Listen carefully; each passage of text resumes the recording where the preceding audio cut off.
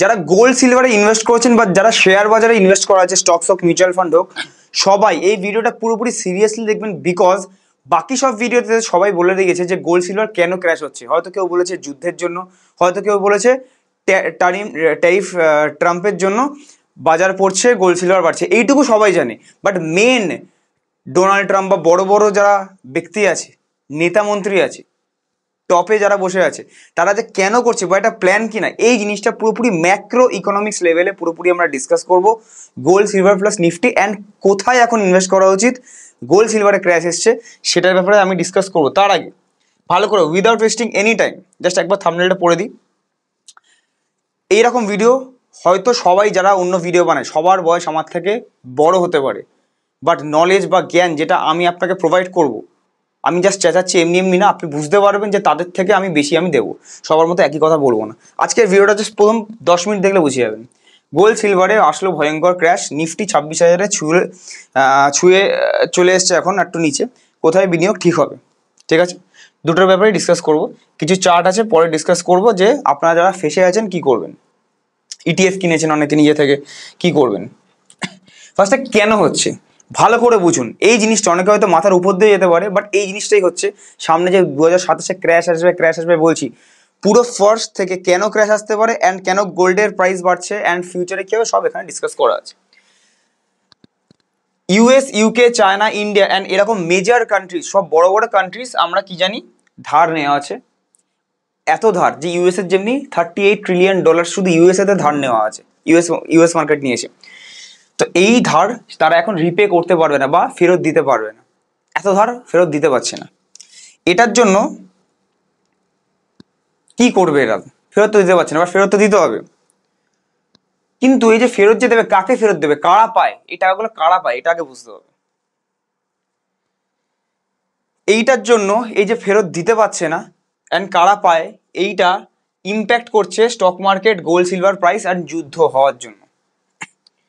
এটা স্টার্ট হয়েছিল 1970 সালে ইউএস থেকেই, ইউনাইটেড স্টেটস। ইউএস কি করেছে, আমরা আগে যে কটা 1 টাকা প্রিন্ট করলে 1 টাকা সোনা সাইডে রাখা হতো গোল্ড রিজার্ভ হিসেবে, এটাই রুল ছিল। ইউএস 1970 সালে কি বললো, গোল্ড রাখতে হবে না, রিজার্ভ রাখতে হবে না, নিজের মতো মনমর্জি হিসেবে মানি প্রিন্ট করে যাও, একটা কাগজই তো প্রিন্ট করতে থাকি। তো গোল্ড রিজার্ভ থেকে ডিলিঙ্ক করে দিল, লিঙ্ক আর নেই। তারপরে প্রিন্ট করলো ইউএস মার্কেট, মানি প্রিন্ট করলো অ্যান্ড এইটা কিসে ইনভেস্ট করলো, ইউএসটাকে বাড়ানোর জন্য, সব থেকে টপ মজবুত বানানোর জন্য মানি প্রিন্ট করে, গোল্ড না রেখে ইনফ্রাস্ট্রাকচার, হাইওয়ে, ব্রিজেস এইগুলো করার জন্য। খুব ভালো, ভেরি গুড। এইখানে কি হলো যে মানি প্রিন্ট করলো, এই মানি টাকাটা তো লোকেদের মধ্যে সার্কুলেট হলো, লোকেদের কাছে পয়সা আসলো। লোকেরা পয়সা কোথায় রাখে, প্রথমে ব্যাংকেই রাখে। আপনি শেয়ার মার্কেটে ইনভেস্ট করতে হলে প্রথমে ব্যাংকে রাখতে হয়, এফডি করে অনেকে ব্যাংকে। তো ব্যাংকে মোট কথা ব্যাংকে আসলো। ব্যাংকের আসল কাজ কি, ব্যাংকের প্রফিট হচ্ছে লোকেদের ধার দেওয়া, লেন্ড করা, ঠিক আছে। লেন্ড করলো যাদের যাদের দরকার, লোন দিল।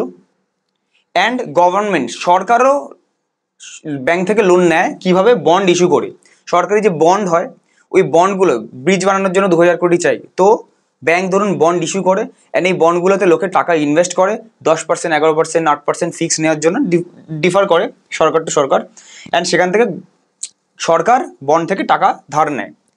এই টাকাটাই সরকার আবার স্পেন্ড করে, খরচা করে, ইনফ্রাস্ট্রাকচার, রোড, ব্রিজেস এগুলো খরচা করে, এগুলো মজবুত করে তোলে, অফিস, নতুন নতুন অফিস বানায়, আরো ভালো ভালো মজবুত হয়, ঠিক আছে। তো এইটার জন্য আবার যত মজবুত হবে ইনফ্রাস্ট্রাকচার, তত বেশি ব্যবসা বাড়বে, তত বেশি ইনভেস্টার আসবে অ্যান্ড তত বেশি লোকের চাকরি বাকরির ইনকাম বেশি হবে অ্যান্ড এখান থেকে মানি জেনারেট হওয়ার জন্য মানুষের কাছে আরও বেশি পয়সা আসবে, আরও প্রিন্ট তো হতেই থাকছে, আরও বেশি পয়সা আসবে। এটার জন্য ইনফ্লেশন তৈরি হবে, জিনিসের দাম বাড়বে অ্যান্ড এইটা কন্টিনিউ, আবার লোকের হাতে পয়সা আসলে কী হবে, আবার ব্যাংকে যাবে, আবার সরকার ধার নেবে। এটাই রিসাইকেল হতে থাকবে, হতে চলে আসছে 55 বছর ধরে। 50 ইয়ার্স লেখা আছে, এটা 55 ইয়ার্স হবে। 1970 থেকে এখন 2025 সেম জিনিস হয়ে হয়ে হয়ে হয়ে এই যে ধারটা এখন হয়ে গেছে ইউএসএতে $38 ট্রিলিয়ন, যেটা বাবেল। এবার টোটাল ধার কত, টোটাল পুরো সব দেশ মিলিয়ে টোটাল পৃথিবীতে ধার হচ্ছে $300 ট্রিলিয়ন। কেন লিখছি এটা, বিকজ সব দেশের গ্লোবাল জিডিপি মিলিয়ে $100 ট্রিলিয়ন হয়, ধার $300 ট্রিলিয়ন নেওয়া, বাট আমার জিডিপি সব দেশ মিলে $100 ট্রিলিয়ন। তো যদি এখান থেকে কেউ ইন্টারেস্টও পে করতে চায় এর, সেটাও পারবে না, একটা যে এই $300 ট্রিলিয়ন গোটা যে ইন্টারেস্ট হবে, সেটা হয়তো একটা গোটা দেশের জিডিপিও হবে না, ছোট ছোট কিছু দেশের জিডিপিও হবে না, ঠিক আছে, বা হয়তো ইন্ডিয়ার জিডিপি হবে, যেটা বার্ষিক ধার। তো পুরোটা তো ধার পেই করতে পারবে না, কিন্তু ইন্টারেস্টও পে করতে পারছে না। এইটার জন্য কি হবে না হোয়াট, এটার জন্য কি করছে এবার সরকার, প্ল্যানগুলো বুঝুন। শুধু শেয়ার মার্কেটে আগে নিপন স্মল ক্যাপ কি দেখেন, নিপন স্মল ক্যাপ 50% রিটার্ন দিয়েছে, 5 বছরে সিরিজে 30% নিয়ে নি, এটাই ভালো। গোল্ড সিলভার বাড়ছে বাড়ছে বাড়ছে বাড়ছে বাড়ছে, নিয়ে নিলাম। 2 বছর আগে গোল্ড সিলভারের কথা কেউ বলছিলও না, তখন এই জিনিসগুলো জানলে তখন আপনি নিতেন, অ্যান্ড আজকে ফায়দা নিতেন। আজকে বেড়ে গেছে, নিয়ে তারপরে আবার ফেসে গেছেন, আবার ইটিএফ বা কিছুতে নিয়েছেন অ্যান্ড মাইনাস হয়ে পড়ে আছে। এখন কিসের কথা হচ্ছে না, এখন দেখবেন শেয়ার বাজারের বা মিউচুয়াল ফান্ডের কথা তো হচ্ছে না, পরের বছর আবার বাড়বে, ধরুন নিলে এখনই নিতে হবে না। তো ওই জন্য আপনাদের ফোকাস করতে হবে এই ম্যাক্রো ইকোনমিক্সের উপর। যাই হোক, এর জন্য সরকার এখান থেকে ধার তো ইন্টারেস্টে দিতে পারছে না, এর জন্য কি করতে পারে বাঁচার জন্য, আরও প্রিন্ট করতে পারে মোর মানি, সেটার জন্য ইনফ্লেশন বাড়বে প্রথমত, সিভিল আনরেস্ট বা লোকেদের পছন্দ হবে না সরকারকে, এটা একটু বাজে হবে। তো এই দুটো ধরুন চাইছো না কেউ, মানুষদের আমাদের থেকে ট্যাক্স বাড়িয়ে দিল, 30% ট্যাক্সটাকে স্ল্যাবটাকে 40% করে দিল, বেশি ট্যাক্স নিয়ে চোকাতে শুরু করলো, এটা সিভিল আনরেস্ট। সরকার আমরা বলবো চেঞ্জ করে দাও পরের বার, এটাও কেউ চাইবে না, এটা চাইবেই না। আর একটা হচ্ছে বড় মোর মানি, সরকার যেমনি চলে আসছিল 55 বছর ধরে, চলো আরও সামনে 5 বছরের জন্য আরও ধার নিই আমি, $300 ট্রিলিয়নটা $400 ট্রিলিয়ন হয়ে যাক, ব্যাংক থেকে বন্ড ইস্যু করে টাকা নিই। বাট ব্যাংকের কাছে টাকাই নেই, কেন টাকা নেই? মানুষ এখনকার টাকাগুলো নিয়ে ধরুন ইউএস মার্কেট বা ইন্ডিয়ান মার্কেটে, আপনারা নিজেরাই শেয়ার মার্কেটে 5 বছর আগে ইনভেস্ট করতেন না, করোনার পর আমরা ভিডিও বানিয়েছি বলে আপনারা জানেন, এখন অনেকে ভিডিওর মাধ্যমে অনেকে জানেন, তাই জন্য টাকাটা এখন ব্যাংকে ওই 2-4-5% না নিয়ে আপনারা স্টক মার্কেটে ইনভেস্ট করেছেন, অনেকে প্রফিটও করেছেন, ভেরি গুড। এই US stock market, Indian stock মার্কেটে টাকা ঢুকে যাওয়ার পরে ব্যাংকের কাছে এখন টাকাই নেই, কাসা নেই ব্যাংকের কাছে, তো কাসা খালি হয়ে গেছে, ব্যাংকের কাছে টাকা নেই, সরকার চাইছে, সরকার টাকা পাচ্ছে না, গভর্নমেন্ট ইজ নট গেটিং মানি, টাকা পাচ্ছে না, এবার কি হবে? এটার জন্য যুদ্ধ, হয়তো মানুষকে মাথা ঘুরিয়ে দেওয়ার জন্য অনেকে যুদ্ধ শুনে টাকা বের করে ব্যাংকে রেখে দেয়, একটা হয়ে গেল। গোল্ড সিলভারের দাম উঠিয়ে দিল কেন, বা ওঠানো হচ্ছে কেন? ফার্স্ট অফ অল রিজার্ভ হিসেবে চায়না সব দেশ দেখবেন গোল্ড কিনছে, ইউএস মার্কেটটাকে, ইউএসের যে ডলারটা ডলারাইজেশন হবে আমি বলে দিয়েছি, আনে বলে 4-5-10 বছরের মধ্যে ডলারটাকে রিজার্ভ কারেন্সি হিসেবে না করে গোল্ডটাকে আবার রিজার্ভ 1970-এর মতো তার আগে যেমনি ছিল করা হচ্ছে। অ্যান্ড ব্যাংক ভাবছে কি, এই সরকার যেহেতু ধার দিতে পারছে না, সরকারকে ধার দেওয়ার থেকে, এত ধার তো অলরেডি নিয়ে নিয়েছে, ফেরত দিতে পারছে না, গোল্ড সিলভারে বিনিয়োগ করি, ইনভেস্ট করি, ব্যাংকও ভাবছে সেটা বেশি সেফটি আমার প্রদান করছে গোল্ড সিলভার। এর জন্য চাইছে সরকার যে আমি ধার পাচ্ছে না, চালাতে তো হবে, চোকাতেও পারবে না, এর জন্য সরকার চাইছে ইউএস মার্কেটটা আবার ক্র্যাশ করুক। ক্র্যাশ করে কি সিম্পল জিনিস, ইন্টারেস্ট রেট কাটতে হবেই, সেটা আলাদা ব্যাপার, সেটা নিয়ে আরও ভিডিও পরে হবে ডিটেলসে। ক্র্যাশ করলে মানুষ ভয়, আপনারা কি করবেন? আপনারা তো আমাদের মতো প্রিপেয়ার্ড না, অনেকে যারা ডিরেক্ট প্ল্যাটফর্ম, ধরুন স্পেশালি কোনো ফিনান্সিয়াল অ্যাডভাইজার নেই ভালো, তাদের মার্কেট পুরো 50% পোর্টফোলিও পড়ে যাবে। আপনারা কি করবেন, 4-5 বছর একই জায়গায় থাকলে ভাল লাগছে না, এর থেকে এফডি ভালো, সব বেচে দেবেন, টাকাগুলো বেশিরভাগ ব্যাংকে যাবে। আপনি না করুন, 70% লোক তো করবেই, টাকাগুলো আবার ব্যাক টু ব্যাংকের কাছে যাবে। ব্যাংক মানে এখান থেকে আবার বড় করা শুরু করতে পারবে সরকার। প্ল্যানটা কেমন লাগলো?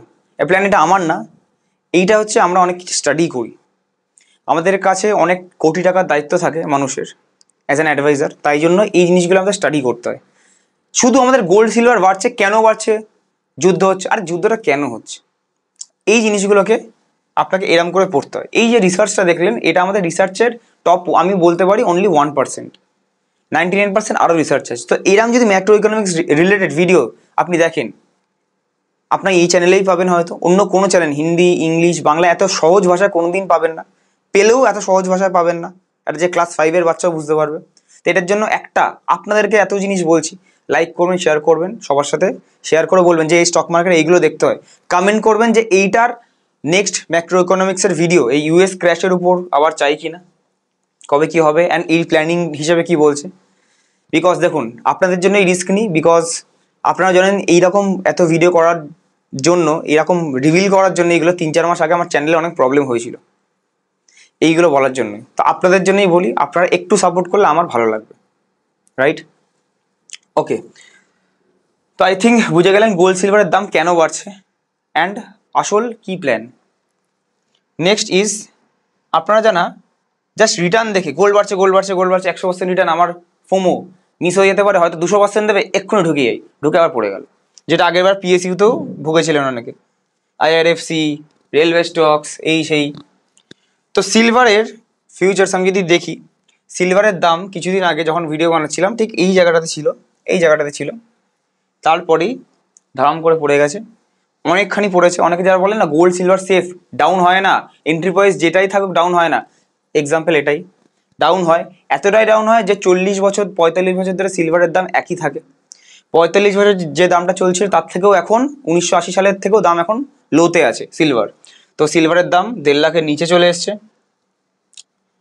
আজকের যবে ভিডিওটা দেখছেন আপনি 2-4 দিন পর তখন হয়তো আবার উপর নিচ থাকতে পারে। সোনার দাম 9% পড়েছে মোটামুটি একদিনে, 3 দিনে, 3টে ট্রেডিং সেশনে, এখান থেকে যদি ধরা হয় 3টে ট্রেডিং সেশনে 9% ডাউন। আপনারা সোনা তো ডিরেক্টলি এরকম ফিউচার্সে কেনেন না, ইটিএফ কেনেন, তো আপনারা ভাববেন যে 9% এখানে পড়েছে মানে এটাও ইটিএফটা 9-10%ই পড়বে, বাট না, ইটিএফে সবসময় বেশি পড়ে বিকজ এটা প্রিমিয়ামে ট্রেড করে। এটা হচ্ছে সিলভারের দাম কত পার্সেন্ট পড়েছে, সিলভার 15.5% পড়েছে, গোল্ড কত পার্সেন্ট পড়েছে, 15.5% পড়েছে, গোল্ড পড়ছে 9%, সিলভার পড়েছে 15%। গোল্ড বীজ যারা কিনেছে, নিপনের যে গোল্ড বীজ হয় বা কিছু হয়, সেইগুলো পড়েছে 9-এর জায়গায় 12%, তাও ঠিক আছে, কোনো ব্যাপার না, 12%, 3% আরও এক্সট্রা পড়েছে। সিলভারের পড়েছে, সিলভার কমেইছে 15%, বাট পড়েছে 25%। 15 আর 25-এর মধ্যে হেল অ্যান্ড হেভেন ডিফারেন্স, 1,85,000 আর 1,75,000 নেমে আসার মধ্যে হেল অ্যান্ড হেভেন ডিফারেন্স পড়েছে। তো জন্য ভেবে চিন্তে নিতে হবে। নিলাম, ইটিএফ ডাউন হয় না, সিলভার ডাউন হয় না, 25%। যত বাজেই মার্কেট সিচুয়েশন থাকুক, আমি প্রাউডলি বলতে পারি আমার কোনো ক্লায়েন্ট বা আমার কোনো ইউটিউব ভিডিওতে কোনো রেকমেন্ডেশন দিইনি যে অ্যাটলিস্ট অল ওভার পোর্টফোলিও কোনোদিন 25%, যত বাজেই মার্কেট হোক লাস্ট 1 বছরে 25% ওভারঅল পোর্টফোলিওতে ডাউন দেখতে পেয়েছি, কোনো দিন না। আবার যদি সেম ভুলটাই করছেন ছেড়ে দিন, আগের বারের মতো সেম ভুলটা যদি করছেন নিয়ে থেকে ছেড়ে দিন। আর যদি ঠিকঠাক এন্ট্রি পয়েন্ট থাকে তো ঠিক আছে। এটা একটা জিনিস বুঝতে হবে আপনাকে, 25% পড়েছে মানে যে আবার 25% উঠলে আবার একই জায়গায় উঠবে এটা কিন্তু না। পড়ার সময় 25% পড়ছে, সেম জায়গা থেকে যদি এবার বাড়তে হয় 25% বাড়লে কিন্তু হবে না, বাড়ার সময় বাড়তে হবে 33%। এটা আই থিঙ্ক সবাই জানবেন ক্যালকুলেশন, যারা একটু অঙ্কে ভালো। মানে একটা 5 টাকা থেকে যদি 2.5 টাকার নেমে আসে একটা শেয়ার, তাহলে আধা হয়ে গেল বা 50% পড়লো। কিন্তু 2.5 টাকা থেকে 5 টাকা যেতে গেলে আপনাকে 50% বাড়লে হবে না, 100% বাড়তে হবে, ডবল। পড়ার সময় 50, বাড়ার সময় ডবল, ওরকম পড়ার সময় 25, তো বাড়ার সময় সেম জিনিসটাই 33% বাড়তে হবে, তবে ব্রেক ইভেনে গিয়ে পৌঁছাবেন। তো যতটা ডাউন সাইড হবে ততটা বেশি সময় লাগবে উঠতে, বিকজ ওঠার সময় বেশি পজিটিভ গেইনস আরও লাগে। দেখতে দেখতে আবার দিওয়ালি গিফট হিসাবে নিফটি, যদিও বা স্টকস বাড়েনি পোর্টফোলিওতে সবার, এখনো লালেই আছে, আমরা দেখেছি স্মল ক্যাপ মিড ক্যাপ ওরকম অতটাও বাড়েনি, কিন্তু লার্জ ক্যাপ কিছু শেয়ারের জন্য, কিছু লার্জ ক্যাপ শেয়ারের জন্য যেগুলোর ওয়েটেজ বেশি, সেগুলোর জন্য 26,000 টাচ করে, 26,100 টাচ করে লাস্ট 1 ঘন্টায় আজকে আবার পড়েছে ডাউন সাইড মোমেন্টাম আমরা দেখতে পেয়েছি। তো আমরা দেখবেন একটা ভিডিওতে বলেছিলাম, কোন ভিডিওটায় বলেছিলাম যে ভালো করে যেন আমার ভিডিওগুলো দেখবেন, যে অক্টোবরের শেষ থেকেই হয়তো মার্কেট ডাউন যেতে পারে, বাট শেষ হওয়ার আগে যেটা টপ থাকবে সেখান থেকে সে টপটা 25,500 হতে পারে, 26,000 হতে পারে, বাট 26,000 যাওয়ার চান্সেস খুব হাই।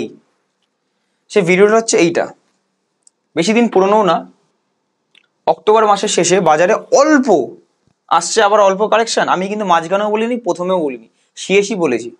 কেন? বিকজ র্যালিটা এক্সপেক্টেড ছিল, 26,000 অবধি যাওয়ার এক্সপেক্টেড ছিল। আগের বছরের মতো একই কারণ দেখা যাচ্ছে, 10,000 মতো ভিউ আছে, আপনারা অত কেউ দেখেননি, কিন্তু দেখে নিতে পারেন এটা। তো আমার এটাই মনে হচ্ছে যে এই যে আপটা হলো এখান থেকে হয়তো একটা 300 পয়েন্ট 500 পয়েন্ট 1000 পয়েন্ট ম্যাক্স অবধি আমরা ডাউন সাইড দেখতে পারি, যেটা একটা বাই অন ডিপ অপরচুনিটি হতে পারে। তারপরে নভেম্বর ডিসেম্বর অ্যানালিসিস তারপরে আমরা করব। আপনাদের ম্যাক্রো ইকোনমিক্সের উপর ভিডিও চাই কি, নভেম্বর ডিসেম্বরের উপর অ্যানালিসিস চাই কি, কোনো স্টকসের উপর চাই নিচে, বা গোল্ড সিলভারের উপর যাওয়ার চাই, আপনাদের যেটা রিকোয়ারমেন্ট আছে বা কোনো স্টকের নেম এনিথিং রিকোয়ারমেন্ট আপনার আছে নিচে কমেন্ট করবেন, যেটা ডিমান্ড বেশি থাকবে সেটা আমি সাপ্লাই দেবো, রাইট? নেক্সট ভিডিওটা সেটার উপরই হবে। তো অ্যান্ড গোল্ড সিলভারের কথা বলি। গোল্ড সিলভার যারা এখানে কিনে বসে আছেন, কেন কিনেছেন আমি এখনও জানেন না। ফোমোতে আপনারা কিনেছেন, FOMO fear of missing out, miss হয়ে যাবে, মিস হয়ে গেছে, মিস হয়ে যাবে ভয় কিনে নিয়েছেন অ্যান্ড ফেসে গেছেন। এখানে কিছু করার নেই। যদি স্টপ লস লাগিয়ে কেনেন ট্রেডার হিসেবে তাহলে স্টপ লস হিট হয়ে গেছে হয়তো এখন। অ্যান্ড যদি ইনভেস্টিং পারপাসে কেনেন তো আমি তো 25% 30% বেচতে বারণ করবো। তো আমি বলবো রেখে দিন, কোনো ব্যাপার না। আর আপনার ফিনান্সিয়াল অ্যাডভাইজারের সাথে যোগাযোগ করুন, সে বলে দেবে। বাট প্লিজ, যে আমার ক্লায়েন্ট না, দেখুন আপনাদের জন্য এত সিরিয়াসলি আমরা ভিডিও করি, যেটুকুনি ফ্রি অফ কস্টে আপনাদের জন্য করার সামর্থ্য থাকে সেটুকু আমরা করি। বাট প্লিজ, আমাদেরও প্রফেশন আছে, আপনারা আমাদের প্রফেশনকে রেসপেক্ট করুন। তো ওই জন্য ফ্রি অফ কস্টে আপনি আপনার ক্লায়েন্ট ছাড়া, আমরা ক্লায়েন্ট ছাড়া কিন্তু কেউ কিন্তু কোশ্চেন করবেন না গোল্ডে কী করবো, এটা কেনা আছে বেচবো কিনা। প্লিজ, সেবির রুলসের আগেনস্টে, টাকা পয়সার ব্যাপার না, রুলস রেগুলেশনসের আগেনস্টে। অ্যান্ড আমাদের ক্লায়েন্ট বা ফিনান্সিয়াল অ্যাডভাইজার হিসেবে আমাকে পেতে গেলে, এই অ্যানালিসিসগুলো পেতে গেলে, যাতে আমি মনিটর করতে পারি, আপনাদের থেকে আমরা কোনো এক্সট্রা কোনো ফিজ নিই না, আপনাদের থেকে সেই ফ্রি থাকে। জানি না কেন আপনারা বাকিটা নেন না। এটা আমার পার্সোনাল নাম্বার 7003684863। অনেকে এক্সপেন্স রেশিও বা কিছু চক করে দেয় না, 0.5% এক্সট্রা যাবে, 1% যাবে। যখন মার্কেটটা 50% ডাউন হয়ে যাবে তখন বুঝবেন যে 1% দিয়ে 49% বাঁচালে ভালো হতো। যাই হোক, তো এই নাম্বারটায় আপনি এনি ডে রাত 8টা থেকে 10টার মধ্যে ফোন করতে পারেন, সানডে ছাড়া। আমি আপনার পোর্টফোলিও টেক ওভার করে নেবো। অনলাইন প্রসেস একটু ডিলে হয়, অফলাইনে দিনের দিন বুধবার বা শুক্রবার দেখা করে নিতে পারেন আমাদের সাথে ফোন করে। যেখানে গাইডেন্স পাচ্ছেন আপনি চেঞ্জ করে নিতে পারেন, কিন্তু 1%টা বা 0.5%টা তাকেই দিন যে ডিজার্ভ করে, যার নলেজ আছে, যে আপনাকে হেল্প করবে। আচ্ছা, কিছু কিছু কোয়েশ্চেন নেবো, এরকম কোয়েশ্চেন কিছু কোয়েরি থাকলে আপনার নিচে কমেন্ট করতে পারেন। শেয়ার মার্কেটে নমিনি দেওয়ার সুবিধা আছে কি? অবশ্যই। নমিনি ছাড়া এখন কোথাও প্রসিডও করতে দেয় না, নমিনি এখন ম্যান্ডেটারি। মিউচুয়াল ফান্ড করুন, স্টকসের ডিম্যাট অ্যাকাউন্ট খুলুন, নন ডিম্যাট খুলুন মিউচুয়াল ফান্ডের জন্য, এনিথিং আপনি যাই করবেন আপনি নমিনি এখানে দিতেই হবে। নেক্সট, বিকজ আপনার অবর্তমানে আপনার নমিনিই তো পাবে, না থাকলে কে পাবে? ঠিক আছে, এটা ম্যান্ডেটারি। অ্যান্ড এটা দেখবেন যে যেখান থেকে কেনা আছে সেখান থেকে যেন উল্টো দিক থেকে কল আসে বা সাপোর্ট পায়, বা কোনো অফিসে গিয়ে বা কারোর সাথে যেন কন্ট্যাক্ট থাকে। মানে ধরুন আমি এনজে ওয়েলথের অ্যাকাউন্ট খুলিয়ে আমি ফিনান্সিয়াল অ্যাডভাইজার হিসেবে থাকি, আমাদের এমপ্লয়ি বা আমরা মাঝে মাঝে কল করি। তো আপনার কিছু হয়ে গেলে, ভগবান চাক না হোক, বাট আপনার কিছু হয়ে গেলে আমাদের দিক দিয়ে কল আসে অ্যান্ড আপনার ফ্যামিলি জানতে পারবে যে কিছু ছিল। বাট অন্য জায়গায় ডিরেক্ট প্ল্যাটফর্ম, স্পেশালি যখন টাকাটা বড় হয়ে যাবে, 2-5 লাখ টাকা অবধি কোনো ব্যাপার না, টাকাটা বড় হয়ে যাবে 1 কোটি 2 কোটি 5 কোটি, এনিওয়েজ যারা কোটিপতি মানুষ, যাদের কোটি টাকা হয়ে গেছে, তারা এমনিতে ফিনান্সিয়াল অ্যাডভাইজার ছাড়া রাখে না। বাট যখন টাকাটা বড় হয়ে যাবে তখন যদি আপনার কিছু হয়ে যায় তখন কিন্তু আপনার ফ্যামিলি না জানতে পারলে সারা জীবন ওখানে আনক্লেমড পড়ে থাকবে, কেউ কিন্তু কল করে না। এটা মাথায় রেখে ইনভেস্ট করবেন লং টার্মের জন্য। আমার ওয়াইফ আপনার কাছ থেকে ইনভেস্ট করে, আমি আপনার ভিডিও অপেক্ষায় ছিলাম, জানতাম আপনি গোল্ড সিলভার নিয়ে ভিডিও করবেন, এটা আগের ভিডিওর কমেন্ট এসছে। টাটা গোল্ড ইটিএফ বাই করলাম, নিপন অ্যাক্সিস এসবিআই থেকে নেওয়ার ইচ্ছা ছিল, কিন্তু এদের প্রিমিয়ামটা একটু বেশি মনে হলো। ঠিক হয়েছে না ভুল হয়েছে জানাবেন অবশ্যই। আগের ভিডিওতে কমেন্ট করেছেন মানে অবশ্যই ভুল হয়েছে, হয়তো ফেসে গেছেন। যতই প্রিমিয়াম হাই থাকুক তাও কতটা মাইনাসে আছে বা প্লাসে আছে নিচে আপনার কমেন্টের অপেক্ষা করবো। অ্যান্ড আপনি আপনার বাইং ডিসিশনটা কেমন, কি দেখে নিয়েছেন, বা আমাদের মতো ম্যাক্রো ইকোনমিক্স পড়ে নিয়েছেন কি না, তো আপনি নিচে কমেন্ট করবেন। আপনার কি মনে হয় ডিসিশনটা ঠিক হয়েছে কি ভুল হয়েছে? নেক্সট, দাদা আমিও তো তোমার ক্লায়েন্ট, অপেক্ষায় থাকি কখন ভিডিও আসবে। Thank you. আর দেখবো আমার জন্য কি গিফট থাকবে from Saudi Arabia, Sheikh Haidar Ali. Haidar বাবু, আপনি যখন ইন্ডিয়াতে আসবেন আপনার জন্য গিফট থাকবে একটা স্টকের নাম ফিউচারের জন্য, অ্যান্ড বাকি আমরা যেটুকু সামর্থ্য থাকবে সেটুকু আমরা দেওয়ার চেষ্টা করবো। ইন্ডিয়া আসলে ফোন করবেন। দাদা নমস্কার, আমি 2026 মার্চে কিছু ইনভেস্ট করতে চাই, সেটা গোল্ড ভালো হবে না মিউচুয়াল ফান্ড ভালো হবে? এখন একটা জিনিস দেখুন, গোল্ডের নাম সবাই করছে, যেটা 2 বছর আগে করছিল না, বাট তখন নিতে হতো। 2 বছর আগে করছিল স্টকসের নাম, তারপরে স্টকস পড়ে গেছে। এখন আবার গোল্ডের নাম সবাই করছে, বাট স্টকসের নাম কেউ করছে না, মানে স্টক মার্কেট মিউচুয়াল ফান্ড। বুঝে যান কোথায় ইনভেস্ট করাটা এখন ফিউচার বা সামনে 1-1.5 বছরের জন্য ভালো হবে। তো সেটাতে ইনভেস্ট করুন যেখানে নাম বেশি নেই, সেটাই আমার অবজেক্টিভ। যেখানে নাম বেশি আছে সেখানে আপনি ট্র্যাপ হবেনি। যদিও বা আমার গোল্ড সিলভার কবে কি যাবে লং টার্মের অ্যানালিসিস ভিউ আমি এখনো দিইনি, আমি শর্ট টার্মের ভিডিও বানাচ্ছি। লং টার্ম 1 বছর পরে কি যাবে সেটা আমি এখনো অবধি বলিনি, সেটা অ্যানালিসিস আমি আমার মার্কেটে stock market mutual fund related video বানাই। তাই জন্য যদি গোল্ড সিলভারের ইন্টারেস্ট থাকে আপনাদের তো আপনি নিচে কমেন্ট করলে তবে বানাবো, নাহলে বানাবো না। দাদা আরভিএনএল, আইআরএফসি, আইআরসিটিসি এই যে স্টকগুলো ফেসে গেছেন আপনারা, এইগুলো টাকার এগুলোর র্যালি দেবে যদি একটু বলেন? আমি খুব লসের মধ্যে আছি, 1.5-2 বছর হয়ে গেছে তো লসে থাকবেন। এগুলো অলরেডি ফেসে গেছেন, এগুলো এখন র্যালি দেওয়া ভুলে যান। এখন আমার মতে র্যালি মার্কেট দেখবেন অল টাইম হাই ছুঁয়ে গেছে যেখান থেকে পড়া শুরু হয়েছিল, বাট আপনার স্টক সেই -20% -25%ই আছে। তো এটাই হচ্ছে ব্যাপার, ইন্ডিভিজুয়াল স্টকের কেসে এটাই হয়। যদি আপনি নলেজ না থাকে প্লিজ মিউচুয়াল ফান্ডে শিফট করে যান, বিকজ মার্কেট বাড়লে ওটা আলটিমেটলি বাড়ে অ্যান্ড সব রকম স্টক সেক্টর মিলিয়ে থাকে, তো ওটাই শিফট করে যান। আর যদি নলেজ থাকে তাহলে তো এই স্টক নিতেন না। এইগুলো স্টকের ব্যাপারে যদি বলি, এইগুলো এখন আমার মতে সামনে 1-1.5 বছরও বাড়লে খুব অল্প বাড়বে, বেশি বাড়বে না। মার্কেট যদি 28,000-এ চলে যায় এটা হয়তো তখনও 5-7% 10% লসে থাকবে। তো বেটার আপনি যদি রেখে দিতে চান রেখে দিন, বা আপনার ফিনান্সিয়াল অ্যাডভাইজার বা যার থ্রুতে কিনেছেন তাকে জিজ্ঞেস করুন, বা আপনার ব্রোকারকে জিজ্ঞেস করুন। অ্যান্ড এইগুলোর এখন আশা নেই, বিকজ আপনারা তাড়াতাড়ি বড়লোক হওয়ার চক্করে ইজি মানি নেওয়ার জন্য নিয়েছেন। অ্যান্ড ইজি মানি কখনো স্টক মার্কেটে খাটনি ছাড়া হয় না। বিগ প্লেয়ার্স, বড় প্লেয়াররাও জানে কোথায় কোথায় পজিশন বানিয়েছেন, ছোট ছোট প্লেয়াররা, বিকজ ডেটা এখনকার দিনে সব অ্যাভেলেবেল আছে। তো তারা চায় না এই স্টকগুলো এখন তাড়াতাড়ি বাড়ুক, বিকজ বাড়লে আপনারা আবার ইজি মানি পেয়ে যাবেন। অ্যান্ড যখন পেশেন্স হারিয়ে 2-4 বছর পর আর ভালো লাগে না, দূর বেচেই দিই, সবাই দেখবে যখন আস্তে আস্তে কুইট করছে তখনই আবার র্যালি দেওয়া শুরু হবে। বা ততক্ষণ টাইমটা ওয়েস্ট করবে না টাকাটা নিয়ে, বিকজ এই টাকাটা ব্যাংকে রাখলে 10 বছর ডবল হয়ে যাবে, এটা হয়তো 10 বছর ডবল হবে না। যাই হোক, তো আজকের ভিডিওটা কেমন লাগলো অবশ্যই নিচে কমেন্ট করে জানাবেন, অ্যান্ড সবার সাথে লাইক শেয়ার কমেন্ট করবেন। থ্যাংক ইউ সো মাচ সবাইকে। Keep investing, keep trading.